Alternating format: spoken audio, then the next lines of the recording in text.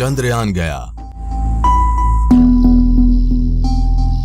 उसके बाद सूर्ययान। अब अगले महीने गगनयान की बारी है। जी हां, चांद पर कदम जमाने के बाद और सूर्य की तरफ आदित्य L1 मिशन भेजने के बाद अब इसरो की तैयारी देश में पहले ह्यूमन स्पेस फ्लाइट मिशन को सफल बनाने की है। इसरो अगले अक्टूबर में गगनयान की पहली मानव रहित उड़ान की तैयारी करने जा रहा है। आइए इस वीडियो में समझने का प्रयास करते हैं कि गगनयान मिशन का रॉकेट कैसे काम करेगा, ये रॉकेट कैसे इंसानों को अंतरिक्ष तक ले जाएगा और ये भारतीय अंतरिक्ष यात्री 5 से 7 दिन तक अंतरिक्ष में कैसे रहेंगे और फिर 5 से 7 दिन बाद कैसे वापस आएंगे। सब कुछ जानेंगे इस वीडियो में शुरू से लेकर अंत तक विस्तार से। इसरो के पास जो सबसे भारी भरकम रॉकेट है वो है LVM-3 रॉकेट। जी हां, ये वही रॉकेट है जो अभी चंद्रयान 3 को लेकर गया था, लेकिन इस बार इसको बदला जा रहा है। उसे अभी क्रू मॉड्यूल ले जाने लायक बनाया जा रहा है। उसी पूरी तरह से ह्यूमन रेटेड बनाया जाएगा। LVM-3 रॉकेट को HLVM-3 में बदला जा रहा है। यहाँ पर H का मतलब ह्यूमन रेटेड है। बाद में इस रॉकेट का नाम HRLV होगा, यानी ह्यूमन रेटेड लॉन्च व्हीकल। आइए सबसे पहले समझते हैं इस रॉकेट के सभी भाग और उनके काम को। इस रॉकेट के मुख्य रूप से 5 भाग होंगे। Number 1, crew escape system CES। Number 2, orbital module inside.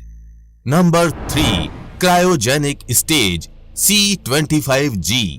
Number 4, liquid stage L110G। Number 5, solid propulsion HS-200। आइए अब इन सब भागों को समझते हैं विस्तार से। नंबर 1, क्रू एस्केप सिस्टम यानी CES। ये गगनयान मिशन के रॉकेट का पहला और बेहद इंपॉर्टेंट हिस्सा है।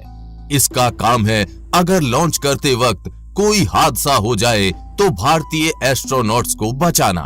अगर रॉकेट लॉन्च के दौरान हादसा हो जाता है या रॉकेट फटने से आग लग जाती है तो ये एस्ट्रोनॉट्स को अलग करके उस जगह से दूर ले जाता है, जैसा अभी आप वीडियो में देख पा रहे हैं। अगर लॉन्च में सब कुछ सही जाता है तो इस लॉन्च एस्केप सिस्टम की आगे जरूरत नहीं पड़ती है और इसे इजेक्ट करके फेंक दिया जाता है।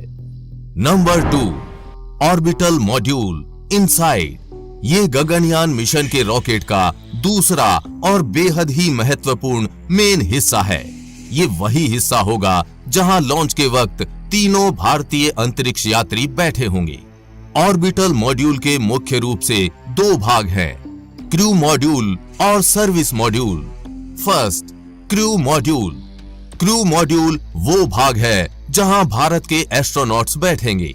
इस क्राफ्ट में एक महिला सहित 3 भारतीय अंतरिक्ष यात्री भेजने की प्लानिंग की गई है। ये ही हिस्सा वापस पृथ्वी पर आएगा। क्रू मॉड्यूल का वजन 3725 किलोग्राम है।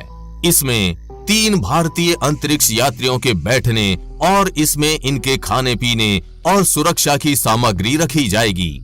इसका वजन 5300 किलोग्राम हो जाएगा। Second, service module. ये स्पेसक्राफ्ट का वो भाग है जहां क्रू मॉड्यूल को चलाने के लिए फ्यूल रखा जाएगा। ये तीनों अंतरिक्ष यात्रियों को अंतरिक्ष में घुमाएगा। इसमें 2 सोलर पैनल्स और 3 इंजन्स लगे हैं। ये क्रू मॉड्यूल से पृथ्वी पर लौटते वक्त अलग हो जाएगा। सर्विस मॉड्यूल का वजन लगभग 2900 किलोग्राम होगा और इस तरह गगनयान स्पेसक्राफ्ट का टोटल वजन लगभग 8200 किलोग्राम हो जाएगा। नंबर 3, क्रायोजेनिक स्टेज यानी C-25G। ये गगनयान मिशन के रॉकेट का तीसरा हिस्सा है।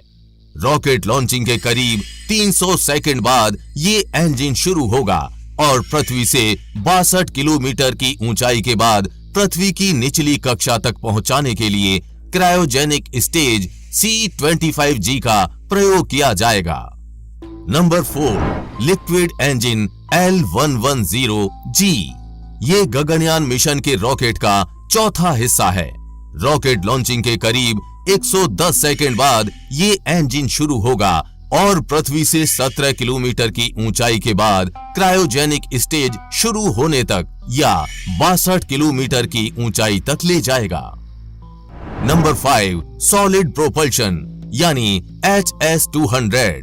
ये गगनयान मिशन के रॉकेट का पांचवा और अंतिम हिस्सा है। इन्हें रॉकेट के 2 बूस्टर रॉकेट भी कहा जाता है। ये रॉकेट लॉन्च होने के समय ही शुरू हो जाएंगे और रॉकेट को 17 किलोमीटर की ऊंचाई पर ले जाने के बाद रॉकेट से अलग हो जाएंगे। गगनयान रॉकेट के बारे में अच्छे से समझने के बाद आइए अब आपको बताते हैं ये कैसे लॉन्च होगा और 3 भारतीय अंतरिक्ष यात्रियों को कैसे अंतरिक्ष तक ले जाएगा।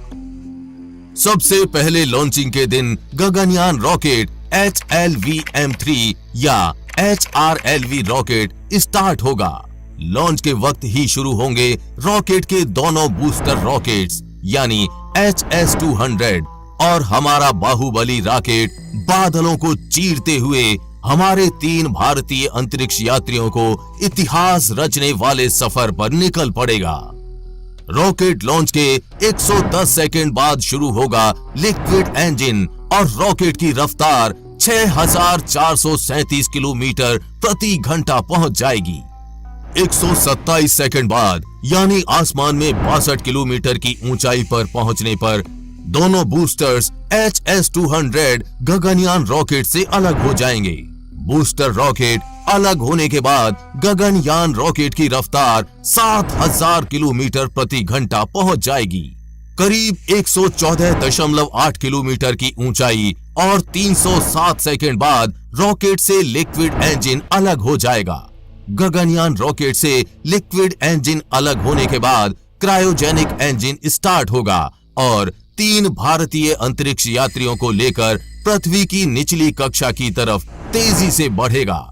करीब 150 किलोमीटर की ऊंचाई और 350 सेकंड बाद रॉकेट से दोनों हीट शील्ड और क्रू एस्केप सिस्टम CES अलग हो जाएगा। करीब 16 मिनट 15 सेकंड बाद रॉकेट से क्रायोजेनिक इंजन भी अलग हो जाएगा और भारत का गगनयान पृथ्वी की निचली कक्षा यानी 400 किलोमीटर की कक्षा में स्थापित हो जाएगा।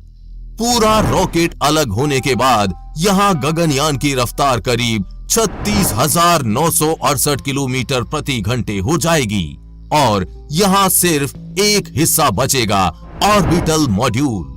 यही हिस्सा भारत के तीनों अंतरिक्ष यात्रियों को 7 दिन तक अंतरिक्ष में घुमाएगा और वापस लेकर आएगा। गगनयान अंतरिक्ष में पहुंचने के बाद यानी 400 किलोमीटर की कक्षा में स्थापित होने के बाद सबसे पहले ऑर्बिटल मॉड्यूल के सोलर एरे डिप्लॉयमेंट होगा, यानी ऑर्बिटल मॉड्यूल के दोनों सोलर पैनल्स खुलेंगे और तीनों ऑर्बिटल मॉड्यूल के इंजन्स स्टार्ट होंगे और इसमें बैठकर तीनों भारतीय अंतरिक्ष यात्री अगले 7 दिन तक अंतरिक्ष में घूमेंगे और पृथ्वी के चक्कर लगाएंगे, जैसे इंटरनेशनल स्पेस स्टेशन पृथ्वी के चक्कर लगाता है।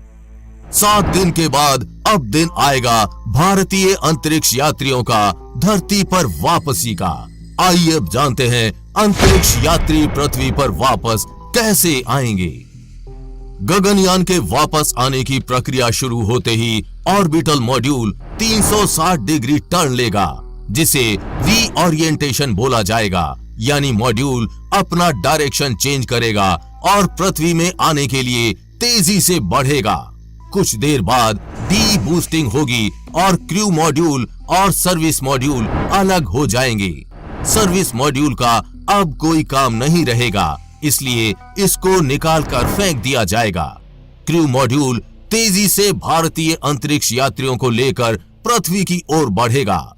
सर्विस मॉड्यूल अलग होने के बाद क्रू मॉड्यूल को पृथ्वी तक पहुंचने में करीब 36 मिनट का समय लगेगा। सर्विस मॉड्यूल अलग होने के बाद शुरू होगा एरो ब्रेकिंग चरण, यानी क्रू मॉड्यूल पृथ्वी की ताप कक्षा में प्रवेश करेगा और क्रू मॉड्यूल के नीचे लगी हुई हीट शील्ड इसको जलने से बचाएगी। पृथ्वी की ताप कक्षा के बाद पृथ्वी के वायुमंडल में वापसी करने पर क्रू मॉड्यूल के दोनों पैराशूट्स का डिप्लॉयमेंट होगा, यानी क्रू मॉड्यूल के दोनों पैराशूट्स खुल जाएंगे और कुछ मिनटों बाद स्प्लैश डाउन होगा, यानी ये तीनों भारतीय अंतरिक्ष यात्री गुजरात के अरेबियन सी में जाकर गिर जाएंगे। यहाँ से भारतीय नौसेना के द्वारा इनको रिकवर कर लिया जाएगा और इसी के साथ भारत इतिहास रच देगा।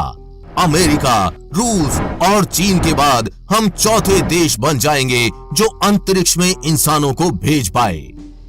भारत को गगनयान मिशन से क्या फायदे होंगे, इस मिशन पर कितना खर्चा आएगा और इस मिशन के 3 लॉन्च होंगे, उनमें क्या क्या होगा, इस टॉपिक पर एक एक्सप्लेनर वीडियो हमने पहले ही बनाया हुआ है, जिसका लिंक नीचे कमेंट बॉक्स में दिया गया है।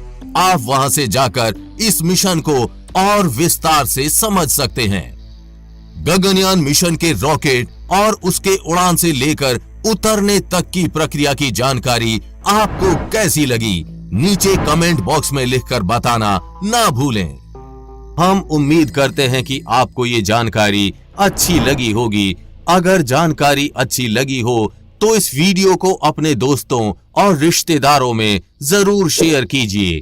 आगे भी ऐसी इंफॉर्मेटिव वीडियोस आती रहेंगी, इसलिए अपडेटेड रहने के लिए चैनल को सब्सक्राइब करके बेल नोटिफिकेशन ऑन जरूर कर लें। वीडियो को लाइक करना ना भूलें। जल्द ही मिलेंगे ऐसी ही इंफॉर्मेटिव वीडियोस के साथ और आपको कुछ अच्छा सिखाएंगे। तब तक के लिए जय हिंद, जय भारत।